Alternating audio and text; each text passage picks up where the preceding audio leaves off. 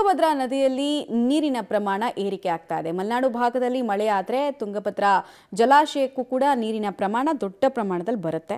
ಇನ್ನೊಂದು ಕಡೆಗೆ ದಾವಣಗೆರೆ ಜಿಲ್ಲೆಯ ಹರಿಹರ ತಾಲೂಕಿನ ಪುಣ್ಯ ಕ್ಷೇತ್ರ ಉಕ್ಕಡಗಾತ್ರಿ ಅಜ್ಜಯ್ಯನಿಗೆ ಜಲಕಂಟಕ ತಪ್ಪಿದ್ದಲ್ಲ. ತುಂಗಾ ಹಾಗೂ ಭದ್ರಾ ನದಿಯಿಂದ 1,30,000ಕ್ಕೂ ಹೆಚ್ಚು ಕ್ಯೂಸೆಕ್ ನೀರು ಹೊರಬಿಟ್ಟಿತ್ತು. ಇದರಿಂದ ತುಂಗಭದ್ರಾ ನದಿಯಲ್ಲಿ ನೀರಿನ ಮಟ್ಟ ಹೆಚ್ಚಾಗಿದೆ. ನದಿ ಪಾತ್ರದಲ್ಲಿರುವ ಶ್ರೀ ಉಕ್ಕಡಗಾತ್ರಿ ಅಜ್ಜಯ್ಯನ ದೇವಸ್ಥಾನದ ಮುಂಭಾಗಕ್ಕೆ ನೀರು ಬಂದಿದ್ದು, ಸ್ನಾನಘಟ್ಟ, ಜವಳಘಟ್ಟ ಸೇರಿದಂತೆ 50ಕ್ಕೂ ಹೆಚ್ಚು ಅಂಗಡಿ ಮುಂಗಟ್ಟುಗಳು ಕೂಡ ಮುಳುಗಡೆಯಾಗಿದೆ. ಅಜ್ಜಯ್ಯನ ದರ್ಶನ ಪಡೆಯುವುದಕ್ಕೆ ರಾಜ್ಯದ ವಿವಿಧ ಜಿಲ್ಲೆಗಳಿಂದ ಸಾಮಾನ್ಯವಾಗಿ ಭಕ್ತರು ಬರ್ತಾರೆ. ಅಲ್ಲೇ ತೀರ್ಥ ಸ್ನಾನವನ್ನು ಮಾಡಿ ದರ್ಶನ ಪಡೆದ್ರೆ ಒಳ್ಳೆಯದಾಗತ್ತೆ ಅನ್ನೋ ನಂಬಿಕೆ ಆಸ್ತಿಕ ವರ್ಗದ್ದು. ಬಟ್ ಈಗ ತಾತ್ಕಾಲಿಕ ಸಮಸ್ಯೆ ಆಗ್ತಾ ಇದೆ. ಆಡಳಿತ ಮಂಡಳಿ ಕೂಡ ಆಲ್ಟರ್ನೇಟಿವ್ ವ್ಯವಸ್ಥೆಗಳನ್ನು ಮಾಡಿಕೊಟ್ಟಿದೆ. ಈ ಬಗ್ಗೆ ನಮ್ಮ ಪ್ರತಿನಿಧಿ ಒಂದು ಪ್ರತ್ಯಕ್ಷ ವರದಿಯನ್ನು ಕೊಟ್ಟಿದ್ದಾರೆ. ನೋಡ್ಕೊಂಡು ಬರೋಣ ಬನ್ನಿ.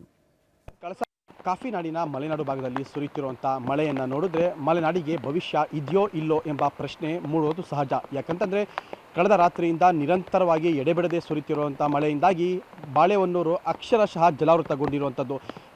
ಸಾವಿರಾರು ಎಕರೆ ಅಡಿಕೆ ತೋಟ ಆಗ್ಬೋದು, ಕಾಫಿ ತೋಟ ಆಗ್ಬೋದು, ಮತ್ತು ಗ್ರಾಮಗಳು ಕೂಡ ಈಗಾಗಲೇ ಸಂಪೂರ್ಣವಾಗಿ ಜಲಾವೃತಗೊಂಡು ಜನಸಾಮಾನ್ಯರು ತೀವ್ರವಾದಂಥ ಒಂದು ಅತಂತ್ರಕ್ಕೆ ಸಿಲುಕಿದ್ದಾರೆ ಅಂತಲೇ ಹೇಳ್ಬೋದು. ನಾನೀಗ ಅಂತಹ ಒಂದು ಜಾಗದಲ್ಲೇ ಇದ್ದೀನಿ.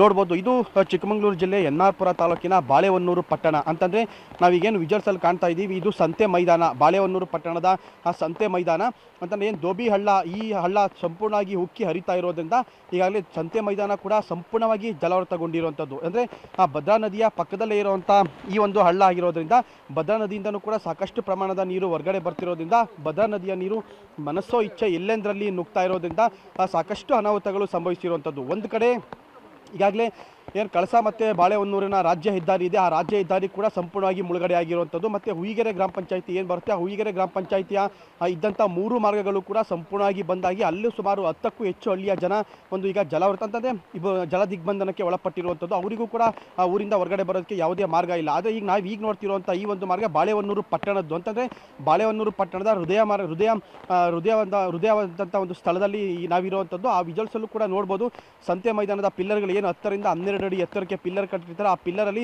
ಸುಮಾರು 8 ರಿಂದ 10 ಅಡಿ ಎತ್ತರಕ್ಕೆ ಆಗಲೇ ನೀರು ಕೂಡ ನಿಂತಿರೋದು. ಅಂತಂದರೆ ನಿತ್ಯ ಒಂದು ಸಂತೆ ನಡೀತಿದ್ದಂಥ ಜಾಗ ಮತ್ತು ಆ ಒಂದು ಜಾಗ ಆಗಿರೋದ್ರಿಂದ ಇಲ್ಲಿ ನಿತ್ಯ ಜನಸಾಮಾನ್ಯರು ಇರ್ತಿದ್ರು. ಅದೇ ಈಗ ಕಳೆದ 2-3 ದಿನಗಳಿಂದ ಬಿಡುವು ನೀಡಿದ್ದ ವರುಣದೇವ ನಿನ್ನೆ ರಾತ್ರಿಯಿಂದ ಯಥೇಚ್ಛವಾಗಿ ಧಾರಾಕಾರವಾಗಿ ಸುರಿತಾ ಇರೋದ್ರಿಂದ ಭದ್ರಾ ನದಿಯ ಹಬ್ಬರಕ್ಕೆ ಈಗಾಗಲೇ ಸಂತೆ ಮೈದಾನ ಸಂಪೂರ್ಣವಾಗಿ ಜಲಾವೃತಗೊಂಡಿರುವಂಥದ್ದು. ಮತ್ತು ಅದರ ಅಕ್ಕಪಕ್ಕ ಇರುವಂಥ ತೋಟಗಳು ನಾವು ನೋಡ್ಬೋದು. ತೋಟದಲ್ಲಿ ಏನು ತೆಂಗಿನ ಮರದಲ್ಲಿ ಸುಳಿ ಮಾತ್ರ ಕಾಣ್ತಾ ಇದೆ. ಅಂತಂದರೆ ಸುಮಾರು 8 ರಿಂದ 10-12 ಅಡಿ ಎತ್ತರ ಇರುವಂಥ ಅಡಿಕೆ ಮರಗಳು ಕೂಡ ಸಂಪೂರ್ಣವಾಗಿ ಮುಳುಗಡೆಯಾಗಿ ಈಗ ತೆನೆ ಮಾತ್ರ ಅಂದರೆ ಸುಳಿ ಮಾತ್ರ ಕಾಣುವಂಥ ಮಟ್ಟಕ್ಕೆ ಬಂದಿರುವಂಥದ್ದು. ಅಂತಂದರೆ ಈ ಮಾರ್ಗದಲ್ಲಿ ಸುಮಾರು 10 ರಿಂದ 12-15 ಅಡಿ ಎತ್ತರ ತನಕನೂ ಕೂಡ ಈಗಾಗಲೇ ಭದ್ರೆಯ ನೀರು ಮಳೆ ನೀರು ನಿಂತಿರೋದು. ಹಾಗಾಗಿ ಮಳೆ ಸ್ವಲ್ಪ ಪ್ರಮಾಣದಲ್ಲಿ ಕಡಿಮೆ ಆಗದಲ್ಲೇ ಇದೆ. ನಾಳೆ ಮತ್ತು ಮುಂದಿನ ದಿನಗಳಲ್ಲಿ ಬಾಳೆಹೊನ್ನೂರು ಸಂಪೂರ್ಣವಾಗಿ ಜಲಾವೃತ ಆಗುವಂಥ ಸಾಧ್ಯತೆ ಕೂಡ ಇರುವಂಥದ್ದು. ಆದರೆ ಹಾಗಾಗಿ ಈಗಾಗಲೇ ಬಾಳೆಹೊನ್ನೂರಿನ ಜನಸಾಮಾನ್ಯರು ಕೂಡ ಆತಂಕಕ್ಕೀಡಾಗಿರುವಂಥದ್ದು. ಏಕೆಂದರೆ ಪ್ರತಿ ವರ್ಷ ಅಂತಂದರೆ ಕಳೆದ ವರ್ಷ 2023ರಲ್ಲಿ ಮಳೆ ಪ್ರಮಾಣ ಸ್ವಲ್ಪ ಕಡಿಮೆ ಇತ್ತು. ಅದನ್ನು ಹೊರತುಪಡಿಸಿ 19ರಿಂದ ಕಳೆದ 5 ವರ್ಷಗಳಿಂದ ಪ್ರತಿ ವರ್ಷವೂ ಕೂಡ ಮಲೆನಾಡಿನ ಬಾಳೆಹೊನ್ನೂರು ಪಟ್ಟಣ ಈ ರೀತಿಯಾದಂಥ ಒಂದು ಸಮಸ್ಯೆ ಎದುರಿಸ್ತಾ ಇರುವಂಥದ್ದು. ಒಂದು ಕಡೆ ಅಡಿಕೆ ಬೆಳೆ ಕೈಗೆ ಬರ್ದಲೇ ಇರುವಂಥದ್ದು, ಮತ್ತೊಂದು ಕಡೆ ಕಾಫಿ ಕೂಡ ಸಂಪೂರ್ಣವಾಗಿ ಕೊಳೆ ರೋಗ ಆಗಿ ಉದುರೋಗಿರುವಂಥದ್ದು. ಹಾಗಾಗಿ ಪ್ರತಿ ವರ್ಷವೂ ಕೂಡ ಇದೇ ರೀತಿಯಾಗಿ ಮಳೆ ಬಂದು ನಮ್ಮ ಬದುಕು ಈಗ ಸಂಪೂರ್ಣವಾಗಿ ಜಲಾವೃತಗೊಳ್ತಿದೆ. ಯಾವುದೇ ಬೆಳೆ ಕೈಗೆ ಬರ್ತಾ ಇಲ್ಲ. ಹಾಗಾಗಿ ಸರ್ಕಾರ ನಮಗೆ ಸೂಕ್ತ ರೀತಿಯಲ್ಲಿ ಪರಿಹಾರ ಕೊಡಬೇಕು ಅಂತಲೂ ಕೂಡ ಈಗಾಗಲೇ ಬಾಳೆಹೊನ್ನೂರು ಪಟ್ಟಣ ಮತ್ತು ಸುತ್ತಮುತ್ತಲಿನ ತೋಟಗಳ ಜನಸಾಮಾನ್ಯರು ಸರ್ಕಾರಕ್ಕೆ ಮನವಿ ಮಾಡಿರುವಂಥದ್ದು. ಕ್ಯಾಮರಾಮನ್ ಪುನೀತ್ ಜೊತೆ ನಾರಾಯಣಗೌಡ, ಪಬ್ಲಿಕ್ ಟಿವಿ, ಚಿಕ್ಕಮಗಳೂರು. ಅಂತಂದರೆ ಬಾಳೆಹೊನ್ನೂರಿನ ಚಿತ್ರಣ ಹೇಗಿದೆ ಅನ್ನೋದನ್ನ ನೋಡ್ತಾ ಇದ್ರಿ. ನೋಡಿ, ಈ ತುಂಗಾ ಹಾಗೂ ಭದ್ರಾ ಇದು 2 ನದಿಗಳ ಉಗಮ ಸ್ಥಾನ ಯಾವುದು ಅಂತ ಕೇಳಿದ್ರೆ ಪಶ್ಚಿಮ ಘಟ್ಟ. ಸೊ ಪಶ್ಚಿಮ ಘಟ್ಟದಿಂದ ಹರಿಬೇಕಾದ್ರೆ ಚಿಕ್ಕಮಗಳೂರಿನಲ್ಲಿ ತುಂಗಭದ್ರಾ ನದಿಗಳು ಸೃಷ್ಟಿ ಮಾಡಿರುವಂತಹ ಅನಾಹುತ ಎಂಥದ್ದು ಅನ್ನೋದನ್ನ ನಾವೀಗಷ್ಟೇ ಎಕ್ಸ್ಪ್ಲೇನ್ ಮಾಡ್ತಾ ಇದ್ವಿ ನಿಮಗೆ.